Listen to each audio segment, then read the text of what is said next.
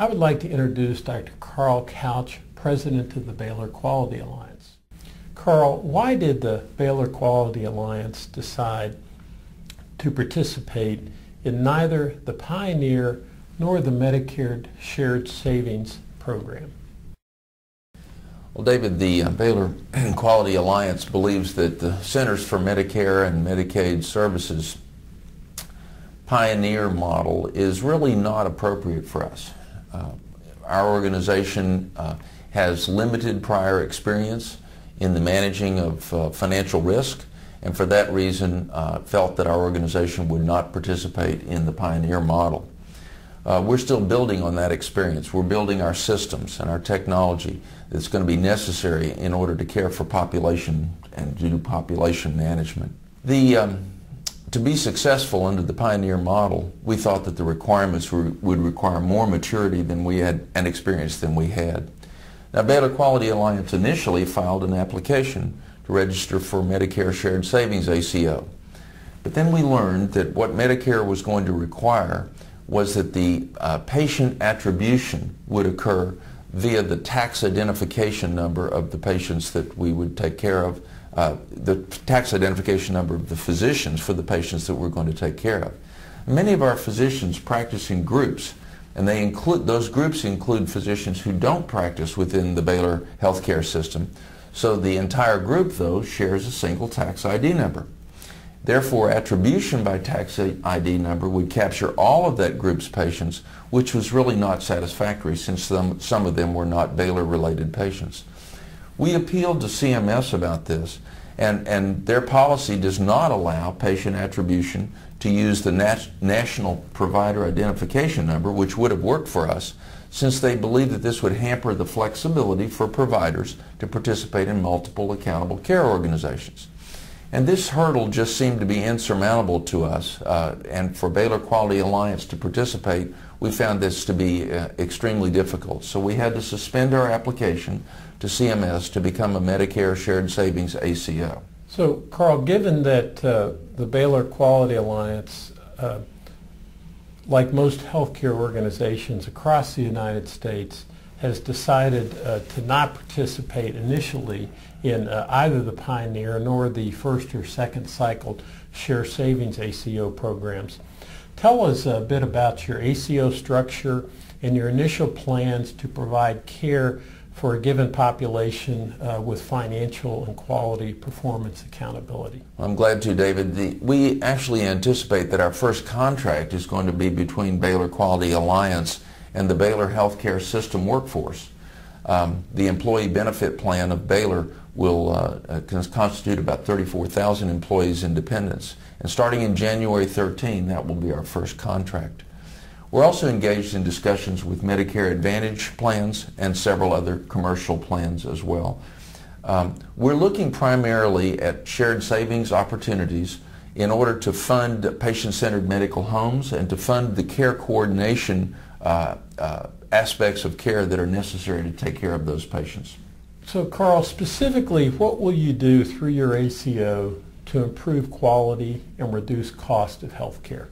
That's a great question because it's very fundamental. As part of our clinical integration network strategy, Baylor Quality Alliance feels strongly that accountability for quality and for cost of care and for access to care are core requirements for membership in our organization.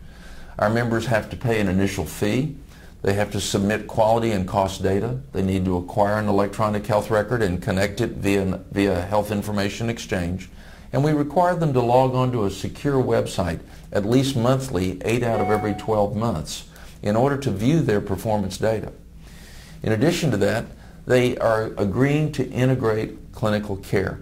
And that means primary care and specialist care being connected to jointly treat patients and to agree with evidence-based care paths that both primary care and specialists are creating together collaboratively, and to use those care paths for the patients that we take care of.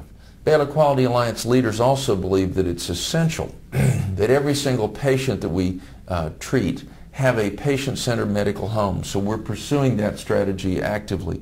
We have over 300 primary care physicians now who have attained NCQA Level 3 patient-centered medical home status, and we think that's going to be a very important asset as we try to take care of those populations and reduce cost and improve quality. A significant challenge exists in creating coalitions like Baylor Quality Alliance, and that is finding a feasible means to share and report the necessary clinical and financial performance data.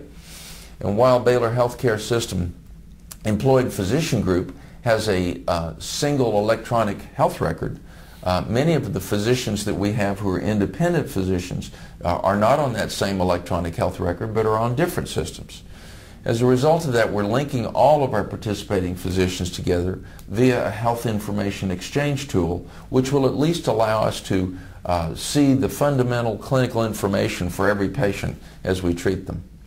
Now, our performance management within BQA will depend very much, as all accountable care organizations should be, on good data that's fed back to the providers and to be able to look at their comparative data, identify gaps in care, look at unexplained variation, and be able to identify substandard performance of any of our members. In order to complement this feedback in truly achieving high quality and cost-effective care, we're developing a performance improvement and coaching program that we feel will be helpful to help physicians and others who have substandard performance to reach their target levels. As we envision this, Baylor Quality Alliance physician leaders strongly believe that we're truly reorganizing the way that we're going to deliver care to the patients that we serve.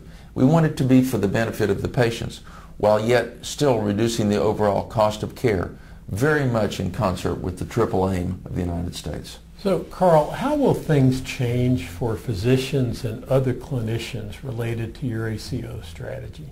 Physicians and other clinicians are going to be more engaged in the overall trajectory of the patient's care over time, and to be engaged and thinking about how we connect with other providers of care. And so as we look at clinical integration today, it's not integrated. We want to see that integrated among all of our stakeholders. This is reflected in the initial success of Baylor Quality Alliance. We actually began bringing physicians together in mid-December 2011, and most of the 600 physicians who have already been credentialed in the Baylor Healthcare System, our Baylor Quality Alliance, are already on board. Our primary care and our employed physician group are also on board, and they've individually signed participation agreements. We require that individual signing because we think accountability is very individual. We also have today not only 600 credentialed physicians, but another 400 physicians that are in the credentialing process. So I anticipate we'll be over 1,000 by this fall. So will anything change for the Baylor Healthcare System ACO related to the recent Supreme Court ruling concerning the Accountable Care Act?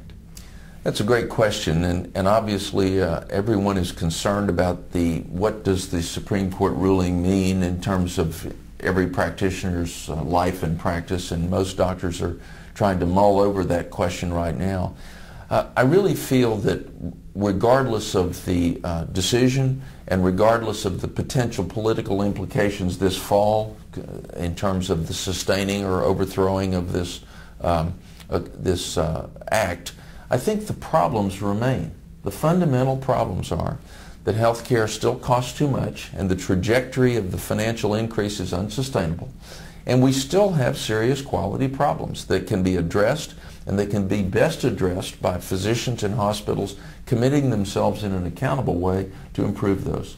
So we're still very much believing that reorganizing ourselves in an accountable way to achieve these aims, and by clinically integrating, that we still have the same work to do whether the law is here or not. So Carl, is there anything else you'd like to share with us about your thoughts regarding ACOs? In particular, I think the Mayo Clinic Proceedings readership is probably interested in how will physician and other care provider concepts of effectiveness change in an ACO environment? Well, you know, David, it's well known that when we look at delivering effective care, there are three common problems we see. There's too much care, there's too little care in some instances, and then of course we sometimes have wrong care that's delivered. All three of those need to be attacked. We've been working hard for some time on improving our processes of care in the hospital and in our ambulatory environment. One of the vexing questions is, what do you do about too much care? We know that too much care is often delivered in the United States, care that's not evidence-based or not beneficial to patients. So clearly, as we move along, critical discussions are going to happen between those who understand the evidence and who are committed to doing things in an evidence-based way, and those who are promoting delivering care that's not evidence-based. And we know that we've got to have those discussions. We've got to reach correct decisions for the benefit of the patient, and at the same time to deliver care that we know is beneficial and avoid that's not. Carl, I'd like to thank you for sharing your time and insights with us regarding the Baylor Quality Alliance. We look forward to the implementation of this and hope that the Mayo Clinic Proceedings can receive reports about your observations as you begin to implement care for Baylor healthcare system employees and their dependents and engage in other care relationships with populations through the Baylor Quality Alliance. Thank you. Thank you, David. We hope you benefited from this presentation based on the content of Mayo Clinic Proceedings. Our journal's mission is to promote the best interests of patients by advancing the knowledge and professionalism of the physician community. If you're interested in more information about Mayo Clinic Proceedings, visit our website at www.mayoclinicproceedings.org. There you will find additional videos on our YouTube channel, and you can follow us on Twitter. For more information on healthcare at Mayo Clinic, please visit www.mayoclinic.org. This video content is copyrighted by Mayo Foundation for Medical Education and Research.